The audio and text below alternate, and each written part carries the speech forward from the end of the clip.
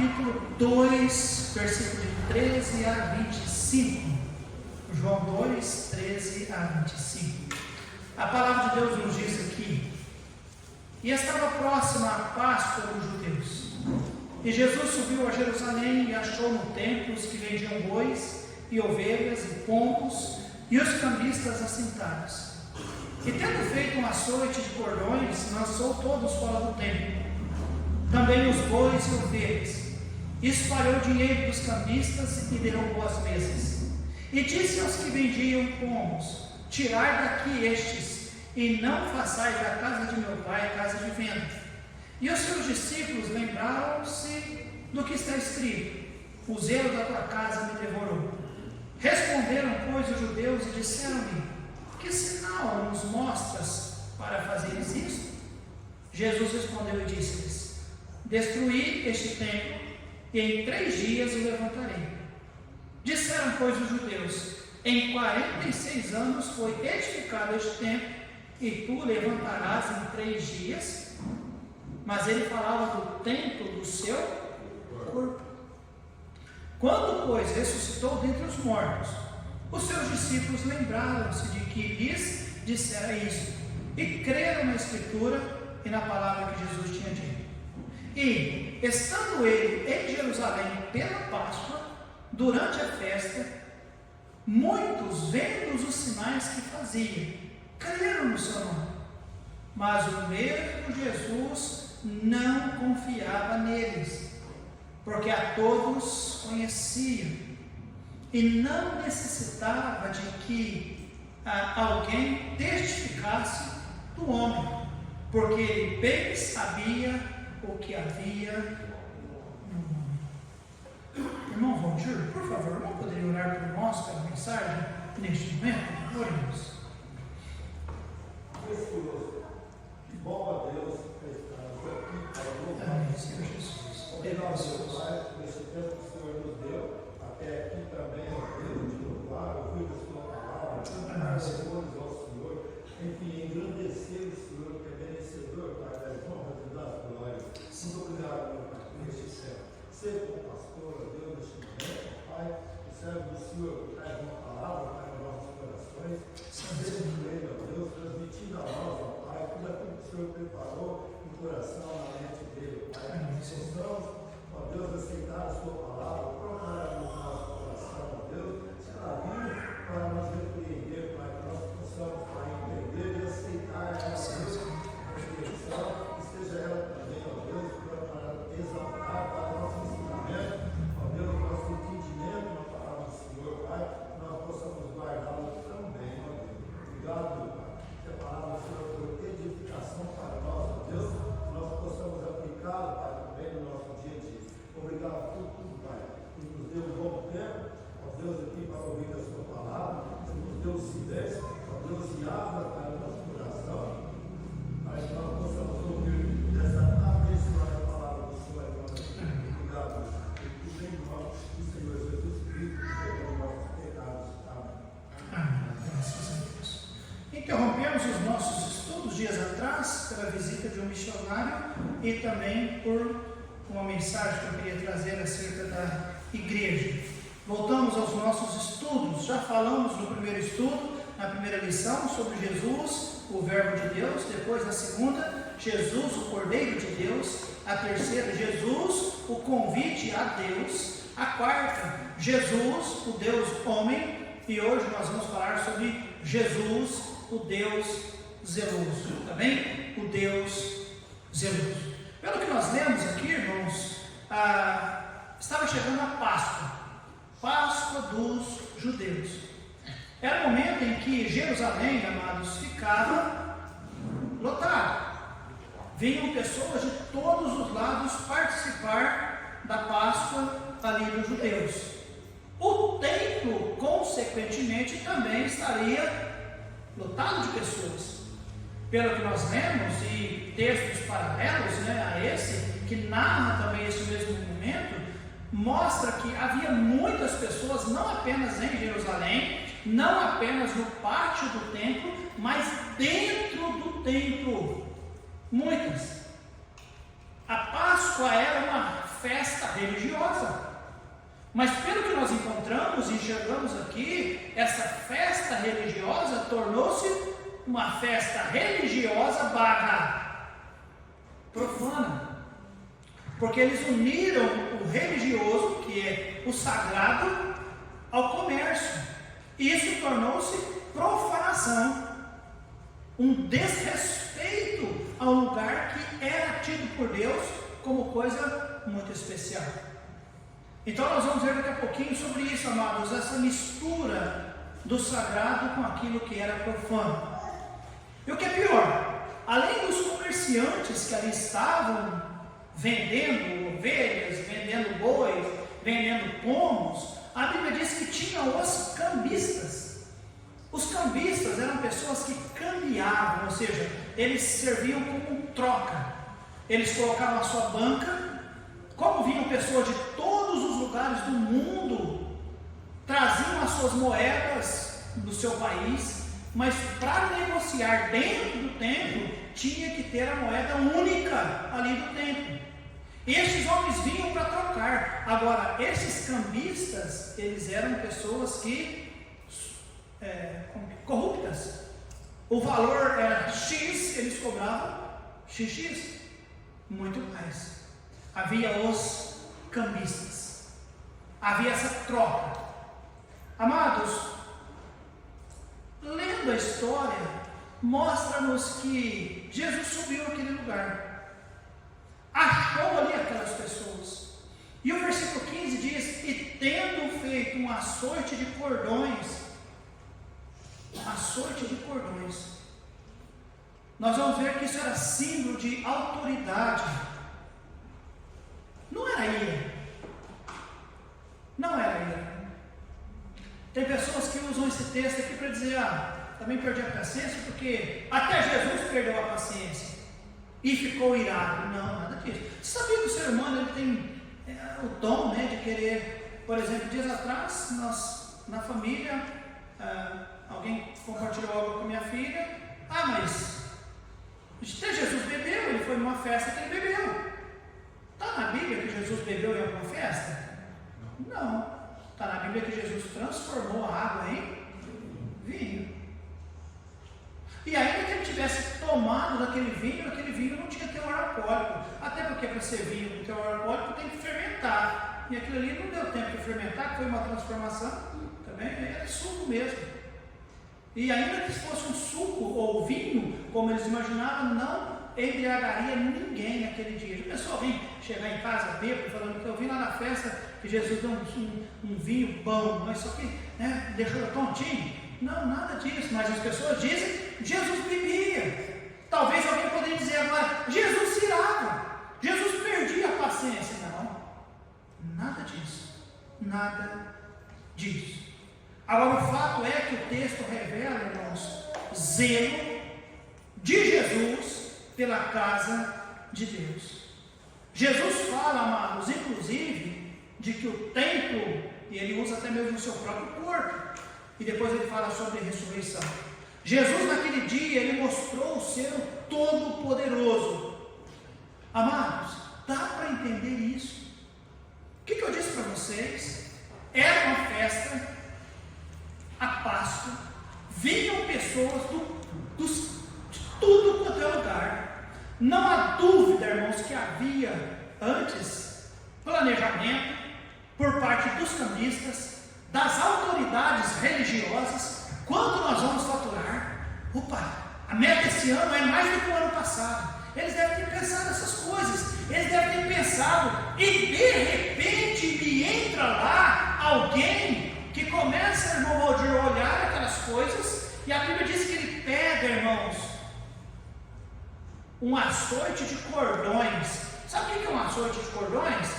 Provavelmente ele viu pedaços de corda jogada pelo chão de algum animal que tinha sido acabado de ser sacrificado e sobrou a corda, sacrificava o animal, jogava a corda para lá. Ele catou algumas cordas e ele provavelmente fez algo, um instrumento, como se fosse um chicote. Agora, dá para você imaginar, o templo estava lotado. E Jesus pega aquele açoite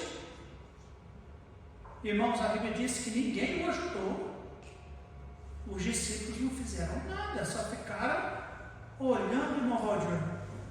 Isso é símbolo de autoridade ou não, igreja? Alguém chegar no meio de uma festa mundial, e chegar e pegar cordas e trançar, ou só juntar, ou torcer, eu não sei como eles faziam na época, e começar, irmãos, a expulsar. A Bíblia diz que ele virava a mesa, que ele espalhava dinheiro. Já imaginou o tumulto? Boi berrando, ovelha berrando, pombo escapulindo, e moeda caindo, e gente correndo, e só Jesus fazendo tudo isso. Você consegue imaginar esse negócio? Eu fiquei tentando imaginar isso, e tudo que eu consegui entender, amados, que nessa situação, e não ter sido morto, e ter tido a coragem, significa o que, igreja? Autoridade. O Todo-Poderoso. Irmãos, ninguém tinha coragem. Marcos, depois nós vamos ler lá, o Evangelho de Marcos, capítulo 11, fala que eles, olhando tudo isso, eles estavam procurando uma ocasião para matar. Mas precisa de ocasião? É um só, derrubando as mesas, jogando dinheiro no chão, batendo no ovo, fazendo o boi sair correndo. Olha, poderia muito bem ser o dono de um boi daquele lado, uma coisa, e vir matar ele. Sim ou não, igreja? Ninguém tinha coragem, ninguém tinha força, porque Jesus tinha autoridade. Amém, irmãos? Era o Todo-Poderoso. É sobre isso que nós vamos falar nessa noite, sobre o Deus, Jesus, o Deus zeloso. E nós conseguimos olhar primeiro, irmãos, ele limpando o templo ali em Jerusalém. As sujeiras que Cristo encontrou, versículo 14, e achou no templo os que vendiam bois e ovelhas e pombos e os cambistas assentados. O grande problema, irmãos, era, achou aonde? Não era lá no pátio do templo, era no templo. Esse era o problema. Eu sei que existiam outros problemas, o superfaturamento das coisas que eram vendidas, eu sei que havia corrupção acerca dos cambistas, mas o problema, irmãos, é a sujeira no templo. No templo. Estava ali, irmãos, como uma grande feira no templo, no lugar que a Bíblia diz que era santo, era sagrado. Era para as pessoas virem e para oferecer sacrifícios para que os seus pecados fossem perdoados. E cá para nós, eles estavam pensando em pecado perdoado? Muito pelo contrário, eles não tinham convicção do que é pecado. O negócio deles, irmãos, era o quê? Comércio. E daqui a pouco nós vamos usar algumas ilustrações que vai fazer você pensar sobre isso. Uma igreja que usa o seu templo para comércio e inclusive para profanar aquilo que é sagrado. Isso é uma grande prova de que Jesus não está ali, porque se Jesus estivesse, é isso que ele faria. Ele não permite profanar o seu templo. Agora entenda, amados, como eles vão conseguir ouvir a voz da leitura ali da palavra de Deus, como eles vão poder orar ali, como eles vão poder orar, adorar ao Senhor, quando ele vê que alguém oferece algo por um preço, e de repente o outro oferece por um preço maior, e de repente alguém discute pelos valores que o cambista está tentando trocar o seu dinheiro, e ele não conforma com aquilo. Os irmãos conseguem encontrar ordem num lugar como esse? De maneira alguma.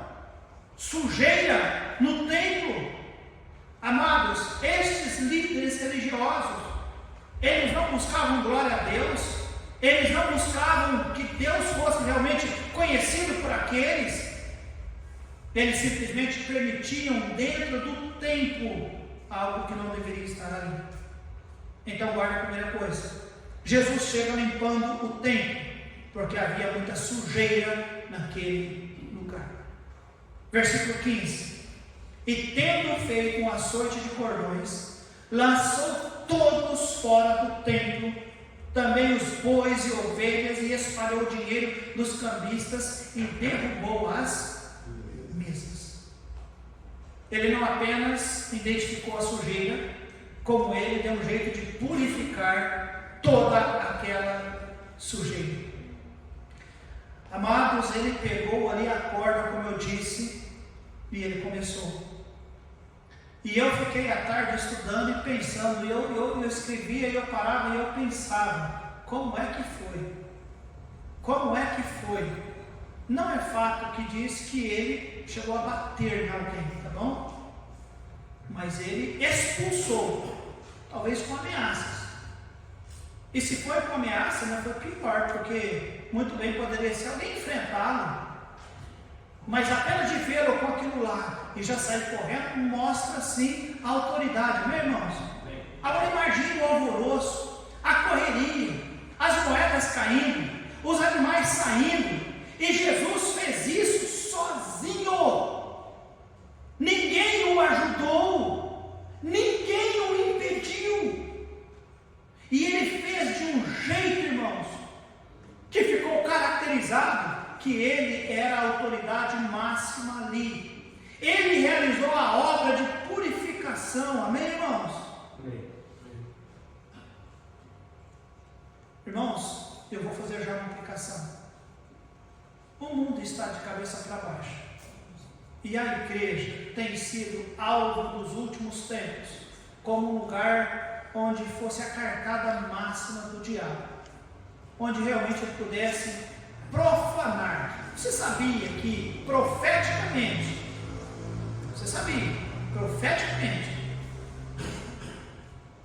quando Cristo voltar, arrebatar a igreja e iniciar seu período de tribulação, haverá a construção de um novo templo? Vocês sabem disso? Já sabem.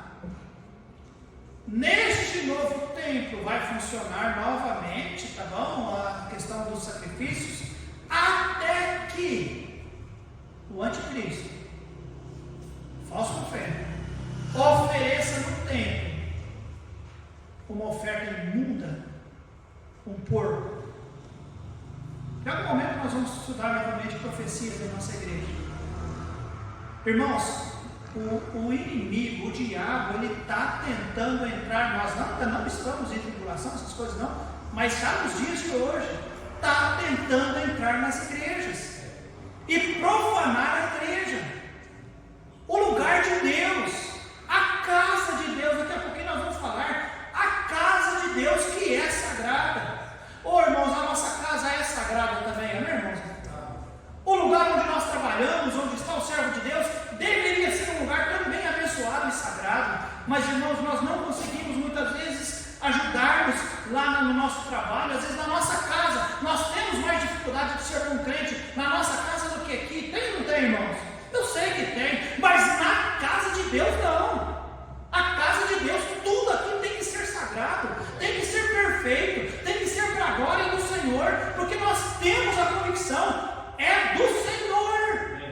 Eu não precisava estar aqui, mas se eu estou aqui, eu tenho que estar ligado com o Senhor, porque senão o Senhor pode muito bem trançar uns pedaços de corda e tratar com a gente, porque não deve ter sujeira na casa de Deus, no nosso coração. Amém, igreja? Não deve profanar a casa do Senhor.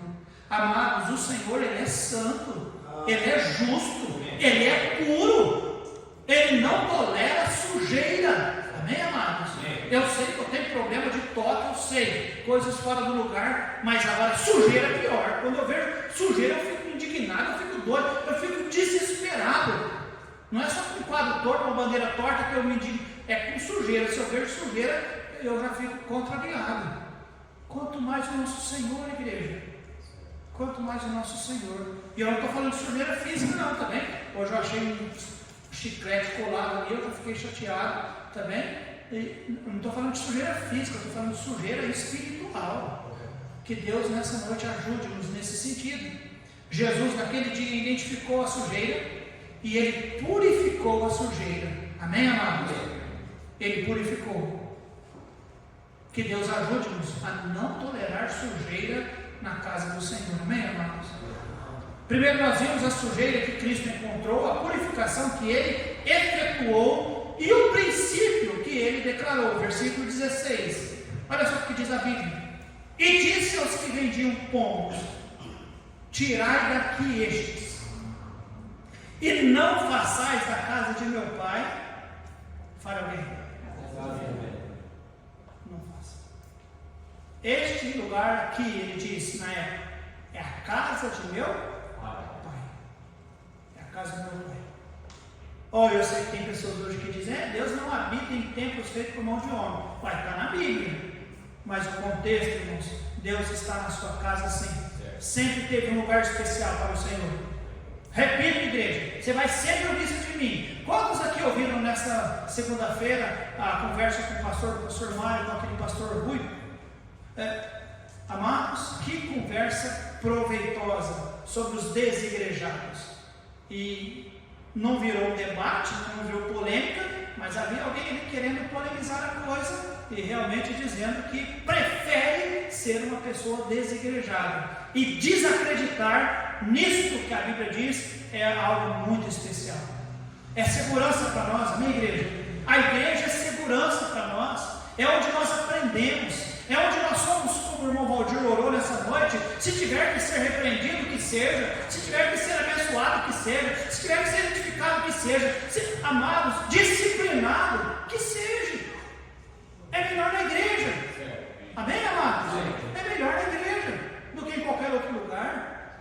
A igreja é um lugar especial. Foi no tabernáculo, quando era lá no deserto. Eles não precisavam, pensou a dificuldade, irmãos, de parar, de montar tudo aquilo, de fazer tudo aquilo. Mas Deus disse: monta um lugar para que eu venha e habite com vocês e a minha glória se manifeste entre vocês. Depois o templo, e depois o outro templo, e depois Jesus ia nas sinagogas. Era costume do Senhor a casa de Deus, amém, igreja? Lugar especial. Agora ele diz: tirai daqui estes, e não façais da casa de meu pai casa de venda. João, nós estamos estudando o Evangelho de João. Sabemos que tem os Evangelhos sinóticos. Evangelho de João, na cronologia que João está mostrando para nós, é o primeiro momento que Jesus trata com o público. Se você olha o capítulo 1, capítulo 2, você não vê Jesus pregando em público. Você vê ele tratando uma questão particular aqui, com aqueles que ele convida para o seguir, para ser seus seguidores. Você vê ele lidando com aquela questão da mãe dele ali, que acabou o vinho, e a mulher que tem contigo, e só falou com o pessoal que estava trabalhando ali, traz as coisas, e ele multiplicou o vinho, transformou, a água em vinho. Mas publicamente tratar com o povo, e cá para nós, irmãos, a primeira mensagem, o primeiro tratamento de Jesus com a população, o que Jesus faz? Traz esta mensagem: não façais da casa de meu pai casa de venda. Amém? Amém. E olha que eu disse que ele se manifestou ali como sendo um Deus com toda a autoridade, como um Deus soberano, meus irmãos. Mas o Deus filho, ele reconheceu naquele momento, irmãos, ali a casa do meu pai. Lucas capítulo 2, versículo 49, 18 anos atrás,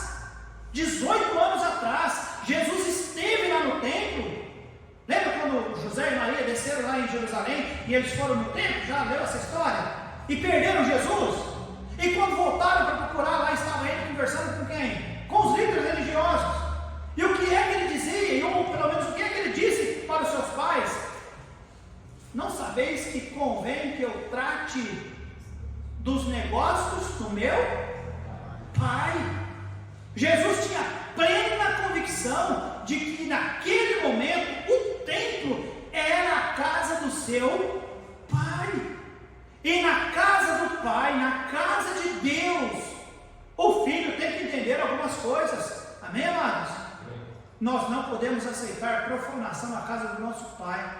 Nós precisamos entender o valor da casa do nosso pai. Amém, igreja? Você consegue entender isso? O que é a igreja para você? O que é a igreja para você? O que é? Amados, eu vejo a igreja ser tão menosprezada na época que nós vivemos, tão descartada, falta de valor, porque olha a igreja como sendo a igreja do pastor Alexandre, ou daqueles batistosauros, Rex. Eu olho para a igreja como sendo a casa de Deus, sempre olhei. Antes de ser pastor, eu não olho para a igreja como sendo meu patrão, que paga meu salário, de forma alguma. Se um dia a igreja tirar tudo que tem me dado como oferta pelos nossos trabalhos, amados, não tenha dúvida, eu não deixo a igreja, porque eu olho para a igreja como sendo a casa do meu Pai. Eu amo a casa do meu Pai. Oh, como eu gosto de estar na casa do meu Pai, como eu gosto da presença do meu Pai, como eu gosto dos meus amados irmãos, como eu admiro e valorizo a minha família, irmãos, como eu gosto de tratar dos negócios do meu Pai. Que Deus ajude-nos a ser assim também, amém, igreja? Que Deus nos ajude a valorizar a casa do nosso Pai, amar a casa do nosso Pai, nunca permitirmos que vire comércio, amém, amados? Você já ouviu falar de uma igreja que tem virado comércio?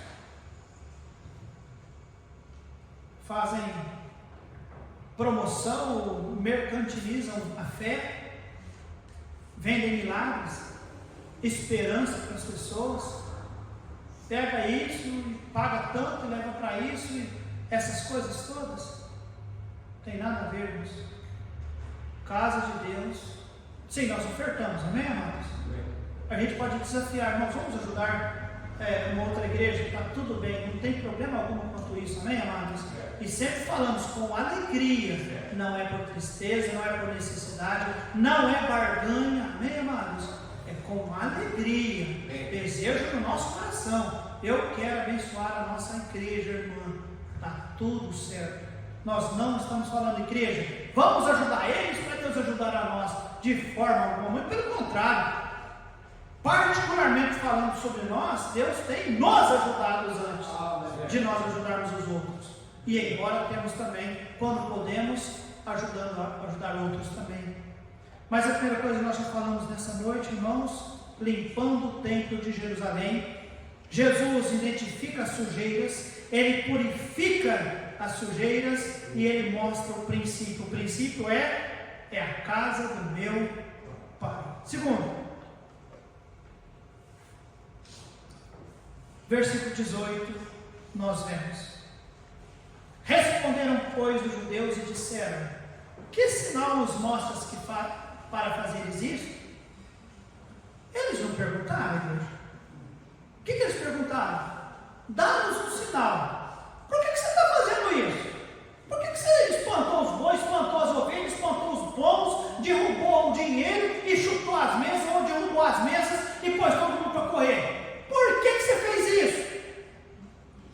Que sinal nos mostra para fazeres isso? Uai, versículo 19, ele responde. O que é que ele responde? Quem lê para mim, por favor?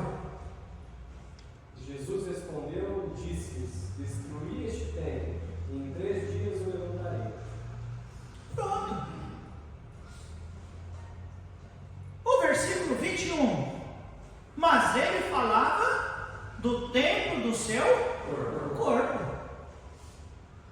Olha, amados, eles estão questionando: por que você fez? Dá-nos um sinal para que entendamos por que você fez. Ele diz: eu vou dar um sinal. O sinal é: vocês vão, porque essa palavra destruir este templo, destruir, não é eu vou destruir este templo, é destruir este templo, e em 3 dias o levantarei. Interessante, amados, eu sei que o tempo está correndo, mas são passagens tão especiais para nós. Marcos 11, versículo 15 a 18. Quem pode abrir esse texto para mim? Marcos 11, 15 a 18. Ok? 1, 2, 3.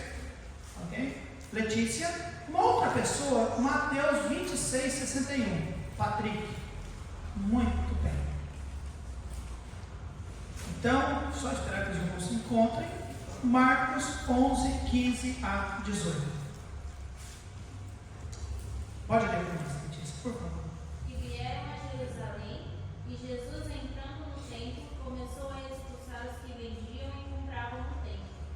derrubou as mesas dos cambistas e as cadeiras dos que vendiam compras, e não consentia que alguém levasse algum vaso pelo templo. E os ensinava dizendo: não está escrito, a minha casa será chamada por todas as nações casa de oração? Mas vós a tendes feito covil de ladrões. E os escribas e principais sacerdotes, tendo ouvido isso, buscavam ocasião para o matar, pois ele o temiam, porque toda a multidão estava admirada acerca da sua doutrina. Pronto. Aqui está narrado para nós, depois de tudo que ele fez, não conseguiram fazer nada com ele, mas buscavam ocasião, como poderia matar, pelo que ele fez. Agora, Mateus capítulo 26, versículo 61, Patrick, leia para nós. E disseram, este disse, eu posso culpar o tempo de Deus, reedificá-lo em 3 dias. O contexto que o Patrick leu é o momento que Jesus Cristo está sendo julgado. E sabe o que é que eles encontraram? Porque eles não encontravam nele nenhum mal, nenhuma coisa. Aí alguém se lembrou: este é aquele que disse que vai fazer o quê? Destruir o templo. E daí em diante, irmãos, eles chegaram à conclusão: não, realmente Jesus tem que ser morto. Interessante, 3 anos antes, Jesus Cristo, quando destruiu ali, fez toda aquela coisa no templo, ele diz, agora vamos ler novamente o versículo 19: destruí este templo e em 3 dias o levantarei. Ele já sabia que eles queriam matá-lo, tanto é que Marcos registra, capítulo 11, que eles procuraram a ocasião de o matar, destruir o templo, Jesus, matar ele. Lá em Mateus 26, eles chegaram à conclusão: pegamos, ele diz que destrói esse templo. Não é aquele templo, a Bíblia diz no versículo 21, mas ele falava do templo do seu corpo, porque ele estava dando um sinal para os judeus que perguntaram: dá-nos um sinal, por que você faz isso? Ele diz: olha, vocês vão destruir este templo e em 3 dias vai ser levantado. Estava falando de si. Os irmãos estão entendendo, amados? Ele está ilustrando. Porém, amados, os religiosos não acreditavam nisso, não paravam para ouvir sobre isso. Para eles o templo era maior que Jesus, irmãos. A ideia do templo é de quem? O templo subsiste por quem? É por homens? Não. Davi, um homem segundo o coração de Deus: eu vou edificar uma casa para Deus. O que Deus disse? Não, vai não. Arruma as coisas, pega o que você tem, dá de oferta, seu filho vai fazer. Ô Senhor, está tudo bem, está certo, pode fazer. O filho fez. Aí de repente Deus: Babilônia, pode destruir o templo. Arrebentou tudo, ficou tudo em muralha. Passados 60 anos, o Senhor disse: Zorobabel, vai lá você, Jesuá, reconstrói o templo. E eles começaram e demoraram 40 e tantos anos para construir. Quem é que é dono do templo, igreja? É Deus. É Deus. Não é o homem que manda no templo, é Deus. Jesus Cristo, amados, Ele é para nós aquele que valoriza o templo do Senhor, mas Ele é maior que o templo, amém, amados? Muito maior e melhor. Ele é eterno, amém, amados? Ele é eterno. Agora, uma coisa é fato. Ele diz: não façais da casa de meu pai casa de venda. Ele não admitiu isso. Em terceiro e último lugar, versículo 23 e 25, nós vemos, irmãos: e estando ele em Jerusalém pela Páscoa, durante a festa, muitos, vendo, fala alguém, que faziam, creram no seu nome. Muito bem. Esse creram tem que ser entendido, sabia disso? Esse creram é acreditar. Mas é diferente isso. Esse é diferente. Talvez alguns até ficaram admirados. Esse é corajoso. Só que, amados, existe grande diferença entre acreditar em Jesus e realmente crer em Jesus. Há uma grande diferença em acreditar que Jesus pode salvar do que realmente acreditar em Jesus para me salvar. Os irmãos estão entendendo isso? Não estou querendo complicar, mas é a grande realidade. A Bíblia diz que eles, vendo os sinais que fazia, creram no seu nome. Está para nós. A crença para a salvação é pelo que vemos ou pelo que nós ouvimos e cremos? O que diz a Bíblia? Lembra? Romanos capítulo 10. A fé, Romanos 10, 14. Fé vem pelo 17, desculpa, 10, 17. A fé vem pelo ouvir da palavra. Momento da salvação, a Bíblia diz: se confessarmos com os nossos lábios e crermos no nosso coração. Está envolvido o olho, irmãos? Eu tenho que ver Deus fazendo alguma coisa para me ser salvo? Não. É ouvir, é entender e é crer no nosso coração. Amém, amados? E aí, infelizmente, a Bíblia nos diz, vendo os sinais que fazia, crendo nele. Mas, o mesmo Jesus, que diz a Bíblia, não confiava neles, porque a todos conhecia, e não necessitava de que alguém testificasse do homem, porque ele bem sabia o que havia no homem. Irmãos, Provérbios 4, 23 nos diz: se tudo que deve guardar, guarda o teu coração, porque dele te procede a fonte da vida. Coração do homem. Eles não creram no Senhor para a salvação. Eles creram que Ele fazia milagres. Eles creram e admiraram da forma com que Ele fez. Marcos registra que eles ficaram atônitos das coisas que o Senhor realizava ali. Mas infelizmente não creram para a salvação para o Senhor. Tristeza, não é, irmãos? Tudo por causa de coração. E eu vou encerrar, irmãos, com essa ideia.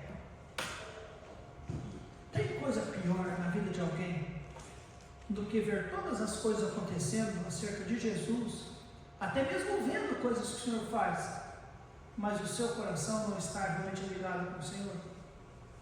Não é triste?